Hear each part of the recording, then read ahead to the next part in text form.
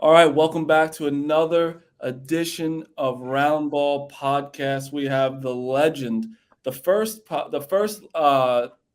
coach we have ever interviewed, first guest I've ever interviewed for college basketball. We have Coach Ed Cooley. How we doing, my man?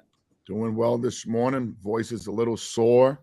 Had a rough weekend down at the Mohegan Sun. Played two really good teams. But we're here today and excited to be on with you guys and my man Jordan. Three ball Jordan. How's it going, Coach? Appreciate you. Appreciate you. Well, first of all, we have two different meanings when someone says that it was a long weekend at the Mohegan Sun. I'd probably lose a lot of money, and you just lost two basketball games. Right. I wanted to ask you, it's early in the season. We talk about this a lot where a lot of teams don't even know like their rotation. They don't even know their identity yet. It's so early in the season, but you played a really good Miami team and honestly a really good St. Louis team. So how is that? How are you going to adjust to playing those and losing them early and getting your team back on track? Well, the number one thing as a leader is, your players need to see you inspired, motivated, no woe is me mentality. We need to adjust and make a couple of adjustments to our approach in order to have long-term success. Just because you lose a couple of games, that doesn't define where you're trying to go. You got to correct your mistakes, continue to instill confidence in your men, let them know you continue to believe in them, and just improve. In a long run, you want to learn from winning, but there's also some nuggets when you're not as successful for you to get better. And it's humbling, right? Because, by nature, everybody thinks they're great. Everybody is the guy. Everybody is that dude. And in order to get focused, sometimes you need to get slapped to get back up. I actually have, my bad, George. Just one real quick. If one of your players was on a podcast and was like, hey, we're going to win by 20, and like that's just some confidence in them, right? Mm-hmm. Would you be mad at them if when you got in the next game when you said you were going to win by 20, you guys lost by 25? Would I be mad at them? I mean, they're going to speak their truth. I think you have to allow people to be themselves. I don't know if somebody would be arrogant enough to get on and say that. Yet, if they did and we turned around and got smacked, I'll ask them, what was their thought process in actually saying that. It'll be a good conversation, but I wouldn't be mad at them for speaking their truth and their confidence. I would just say undersell and over deliver. That's what I always tell our players. So if you're not familiar, Coach, our co-host Hunter said that before the Arizona State game. So we've been getting quite a bit of crap after they lost by 25 to Arizona State. You know what? But he was speaking his truth in a moment, right? And in this early part of the season, everybody has, a thought process. There's not enough game behind them. What do they know about the other opponent?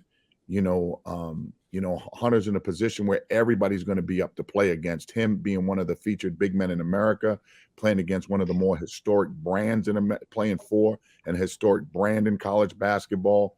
So those are the things that schools fight. Not just they fight their name too. People are going to be gassed up to play against him and play against that brand. 100%. So I want to backtrack a little bit. We still have a dinner planned, me and you. Hey, yo, man, come on up, babe. We got let me see. Here's the menu. Okay, we can start at Haven Brothers. Okay, which is a little truck. We can go to Wendy's and get the 99-cent menu. Ooh, I love Wendy's. No. Or we can go, let me see. We can go to Denny's. Okay, we're moving up the chain a little bit. The cheddar bun at Denny's. They got a great cheddar bun. Or we can hit the Capitol Grill. Ooh. Or we can hit Constantino. We can hit some really – this is what a lot of people around the country don't know, seriously. The city of Providence, the state of Rhode Island, has amazing food. I'm serious, like amazing food. So for all of our listeners out there, when you come to one of the Friar games and you're in that sold-out building, hit up the restaurants because they're big time. The food is really, really good. Really good. All right, so I'm gonna come. I am making it a point to come. You're on full scholarship when you get here, Marty. All right. Oh, You're yeah. on full grant and aid. All right, and I got you. I promise you can get one of those. I'm trying to remember what Hunter got on his. I think he had like what was it? A tomahawk chop. He had a tomahawk chop. He had a bone-in fillet. By the way, really, really proud of the big fella. His body looks great. His game is good. I'm really proud of him. Hunter, can you talk? Is your camera's not working? I can talk. My camera's not working. What's up, Coach? Hunter, what's up, big boy? How you doing, baby? Good, man. Good, man. How are you? I'm hanging in there, man. How's your mom and dad? How's your brother? They're doing good. No, they still talk about you and Coach Thomas. Oh, that's awesome. Hey, can you do me a favor with some of your NIL money? Can you send some to my way, bro? Yeah, I got to pay you back for that Capitol Grill, man. No, I still. We were just talking about that. I know. I was in the background when he was talking about it. Is that hey man? Let me hold a few C notes, man. Those blue, those blue C notes, my man. Let me hold a couple. I'll send one to Jared for you. Okay, baby. Much. Hey, the kids ask, us old school guys. My kids will tell me, Dad, Venmo, Cash App, Apple this, blah blah blah. I'm like, what? Nah, man, I'm just a cash dude. I don't use credit cards. I ain't trying to use nothing. You're all cash all the time, huh? I'm always, my wife gives me a debit card or something, or very, it's rough for us old school cats, but cash, whatever y'all call it. I'm not game with that. That's not my deal. Hunter, what was were you close to going to Providence with Coach Cooley before he came on? He's like, oh, I recruited the shit out of him. So were you close to going there? No, God honest truth. I truly did love Providence. Like Coach Cooley is him. Like if Juwan Howard was still with the Miami Heat, he'd be my favorite coach in college basketball. Mm-hmm. Like you chose a great spot. You chose a great coach. You're doing well. You're living your best you. You know what I mean? You're doing your deal. I always say this in recruiting, you don't always get what you want. You get what you need, right? You get what you need. And you have to make it about the student athlete. I think so many coaches get sideways. Well, why didn't he come play for me? And it's not about you. It's not about you. And you can't take it personal. There are relationships that last longer than just a yes. You know what I mean? Like I don't value the no's in recruiting. I value the yeses. Nothing against anybody that we recruited. They chose where they wanted to go for them, not for you. And you can't take that personal. Every time I watch, I always say he's going over that left shoulder. Every time he makes a layup, he's going to flex. He's going to flex, right? He's going to, take a couple of threes. One may go in, one may not.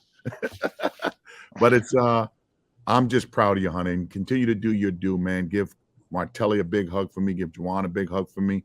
You got one of the better young aspiring coaches coming up on your staff that played at Boston College. Yeah, no, Coach H, he's so funny. He is the dude. Coach, I will say, if you took that Michigan job, it would have made my recruitment a whole lot easier. I knew you weren't going to do it though. People were saying you were interested. I already knew all that was fluff. You weren't doing that. You're at the right place with the right person. I'm at the right school with the right people, baby. That's what it's about. It's about the fit, not the name, right? Yep. Coach Cooley, I think you need to have like a podcast yourself or a radio station because I can just sit here and listen to you all day. I don't know if that's really you feel the same, Marty? I was just about to, like he should do voiceovers or something. I'm so calm talking to him. Like I want to fall asleep to just listening to him. Like because he's Coach. I want to ask you a question now because the recruiting. We ask a lot of coaches this with the NIL stuff. Yeah. Has it been harder for you, easier for you? Is it an adjustment? And this fucking transfer portal is it's like free agents every year. How has coaching changed from when you started to now? Well, I'm starting year 29 in coaching. I've been blessed and have had the opportunity to work at some great colleges and work with some great leaders. And you have to change with change, right? The game has changed. Portal, NIL, I think it's great for our student athletes. Are we still instilling educational values into our men and women? All right. I always say so many people want to chase dollars, but are they still chasing their purpose? And I say, if you ever chase money, you'll never catch it. Bezos hasn't caught it. If you chase purpose and opportunity, you'll surpass every dollar amount you can actually spend. I'm telling you that from my own seat. That's it. You know what I mean? I mean, growing up the way I grew up, I didn't have anything but an opportunity, a dream, and a purpose. If I was chasing a dollar, I still haven't caught a dollar yet, right? I haven't caught that. And for our men and women who have the opportunity to make money on the name, image, and likeness, say please, say thank you, have gratitude, look in the mirror and see other people of who you can help.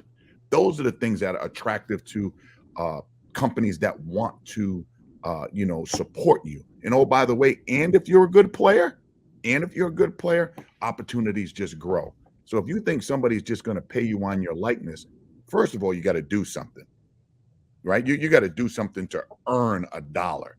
So many of our men and women think just because they play a sport that they deserve. You don't deserve shit. You really don't. You really don't. Like, you got to go out and earn what you want and become what you want to become by utilizing the school, by utilizing the relationships that were built, and then go from there. I don't think it's been a hard transition because we're not going backwards. You got to embrace it. Embrace change, make the best you can. And again, if Providence College can do it, great. If they can't, keep it moving.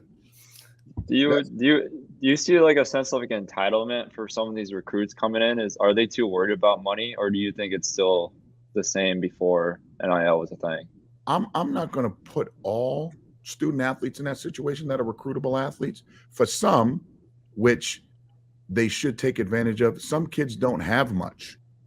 And what they have is their talent to, so many young men and women think of their families. You know what I'm saying? So you ask somebody, hey, what, like, if you won $1 million, what you do? I want to buy my mom and dad a house, or right away, man, some of these people don't have basic needs. The lights got to come on. They don't have food every day. They don't have clothes. So then they're stigmatized because they may not have a certain shoe brand on their foot. You know what I mean? So I think some of it is out of necessity, and they may not know how to say that. So during the recruiting process, our staff, we bring it up on what we're capable of doing. Beyond that, you got to be good enough for somebody to want to pay your sorry ass. You know what I'm saying? Seriously, you get like if I'm not a good coach, I'm not going to stay employed, right?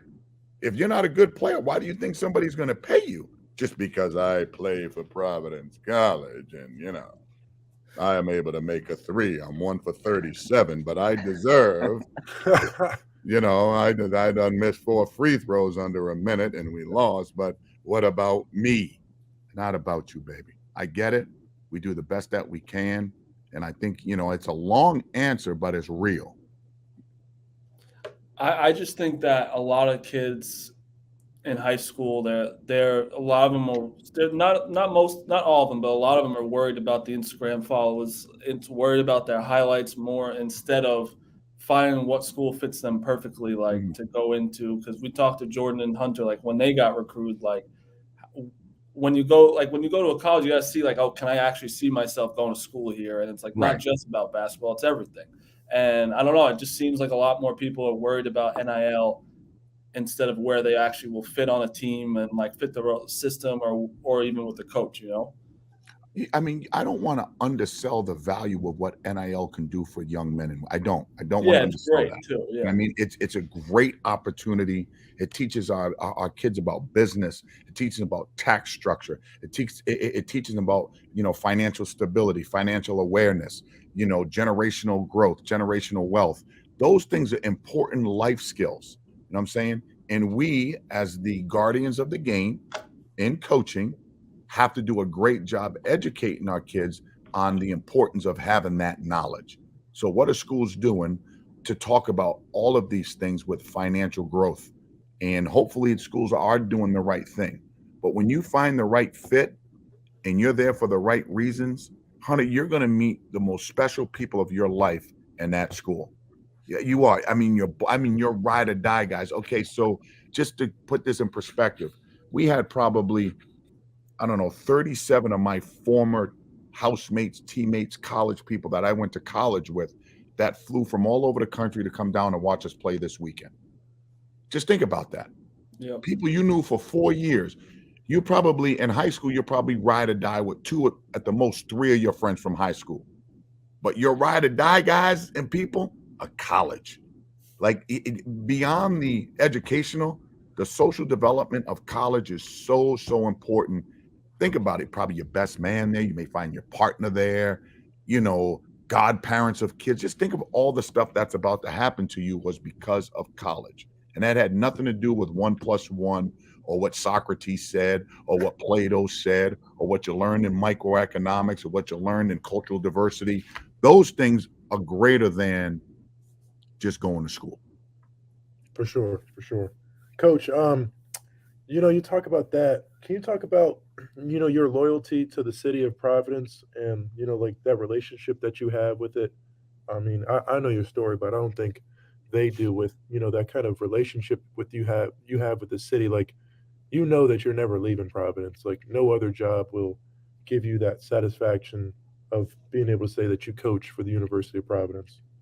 Well, Hunter, I appreciate you saying that. Never say never because things happen, change happens. You know, the likelihood is slim, yet never is a really powerful word. The relationship I have with our city stems from the growth as a young man and, growing up with limited means, very, very limited means. So my job here at Providence College is to give those who were less fortunate, looked down upon, and always kicked aside to ultimately live a dream of opportunity. And for our young men and women in our city and in our state in particular, I don't want them to feel like they're less than because they didn't have necessities growing up. If there's opportunity knocking, you already know it's there. Don't ask who it is, right? It's opportunity. Take advantage of it. Have incredible gratitude. Give back. The relationship, like we lost this weekend, Hunter. 2 tough games, 2 great teams we played. I feel bad about all the supporters that came. I feel bad about all of our fans and season ticket holders and our administration. I feel awful today about that. But what do I do about it? Try to correct it. Try to be authentic. Try to be direct. Try to be open. Let people know, hey man, it's part of a process that we're dealing with. In today's college sports world, everybody's going to be coaching new teams versus programs year in and year out. So I appreciate your question, and it's a well-asked question. I just want people to believe that they can become anything they want, regardless of their background, to become something special in their own backyard. Yeah, that's Can great. you like be my dad or something? Like, can you just you are? I mean, I don't even want to talk because I just sound so dumb. I'd rather just listen to you the whole time. It's fantastic. Well, I mean, I just appreciate being on with you guys. When Artie came down and said, Monday, can you do this? I said, who is it? Said, you guys. I'm like, I'm in. I'm in. And I even thought about it this morning. I'm like, damn, I just got our ass kicked. Blah, blah, blah, blah, blah, blah. But you know what? The right thing to do is to continue to build this relationship because great things are going to happen from this relationship. Oh, Coach, I had to get on this podcast after guaranteeing a 20-point victory, and we told him 5. Yeah, you know what? I watched that and was stunned. But you know what though? You'll learn. It's not like college football when you lose one game, like the season's over. Think about that. Yeah. Teams are losing one game and they're out of a national championship. Discussion. The likelihood of going undefeated in college basketball in today's era is unlikely. Not that it can't happen. That's where the word never comes in again on a good side. Yet, it's part of growth and development. Hunter, be the leader, man. Go out there and okay, what happened? You got to do a good job of being the coach in the locker room, right? Yep. People are complaining. You got to say, no, we're not doing that. We got to get better. We got our ass kicked. We'll learn from it. Let's enjoy today. Let's prepare. Let's be hungry. Let's be determined. Let's go out. You got to become the coach in the locker room and an extension of your staff so that, their job is a lot easier when you're the bad guy and not them, right? Leaders are not always like Hunter. They're not. They're not always liked, but I'll be damned if they're not respected. You don't got to like me. I don't give a damn if you like me. I got enough friends trying to get rid of them, right? But I'll be damned if you ain't going to respect me because I'm going to do the right thing. Yep, you're right. So go to do the right thing, man. Be that dude, bro. Be that dude. Got you, Coach. My guy. Be that dude. I'm. You know what? I am telling you, I am coming to Providence. I think I'm going to come against Seton Hall. How about that? All right. Let's do it. Again, you got Comp Blanche, home away from home. Arthur Parks will show you, what it is. Jordan, if you're ever in the area, like I said, Fran McCaffrey and I are really, really close. I watch you take a bunch of bombs, man. Woo! I mean bombs. I don't know who the hell you guarded out there, but you know, you scored 39 and the other kid had 38, but man, you guys won. I mean, that's the game plan. Outscore the opponent. No, I tell you what, though, you know what I love, Jordan? I loved your swag. Like, as I've seen Hunter develop, I've seen the real, true person come out. Like, I mean, like the fight, grit, like talking shit. I like that. And I mean, like, yeah, dog. We in the building. We in the building around this place. I love that about the both of you guys, and really, really big fan of both of you. Coach, the last thing, because you was talking about that, because that's what I love about both of them too. Like they both don't seem to give a shit. They both know they were good. They're gonna play their game. How do you feel like with like Hunter, who's one of the best players in college basketball right now? People know his name. Having a podcast like this, being able to just kind of talk however he wants to talk, not have to be like, this is Barstool, he can say whatever the fuck he wants. But right. Say, man, today I felt good when we won against at media day. Like, how do you feel about that? Well, I like it. You know, again, when you're in college, it's not like you're in the professional level. There has to be some sensitivity. Has to be some mindfulness where you're not making it about yourself. You're not making it about or degrading another opponent or overselling your team. You're just kind of having an open, honest discussion. You know what I'm saying? And giving your personal opinion. Now, what Hunter has to be aware of is like he's got to go into some tough venues that, you know, people aren't going to be as mindful about what you say. You know what I'm saying? So, you know, when you walk into Indiana, good luck, bro. That was the one. Yeah, good luck, baby. Like good luck. You know, I think it's a great opportunity for these young men to grow and develop in a professional setting. It's an opportunity for them to have an earning while they're playing. I think it's a good platform for people to get to know you now, the person, just the player, right? Exactly. People have a chance to know who you are by your voice. I'm very proud of how you asked the question. There's going to be another job opportunity out there for you once your basketball career is over, once you continue to make this a national platform for what you want it to be. So I think it's great. I think it's really good, you know. Maybe in the future, Hunter, maybe in the future, we'll have me and you on Ebony and Ivory podcast, baby. Right? For sure. I like that, Coach.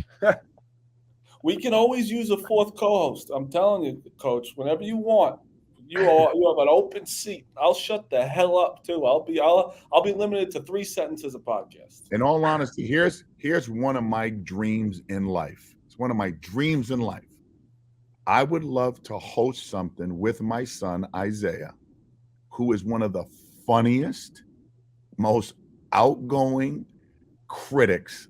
If you think Stephen A is good, you haven't listened to Isaiah Malik Cooley. I mean, hilarious. And he has incredible insight. You know what I mean? Like, again, you know, when you're a coach's kid, you've heard it all. Yep.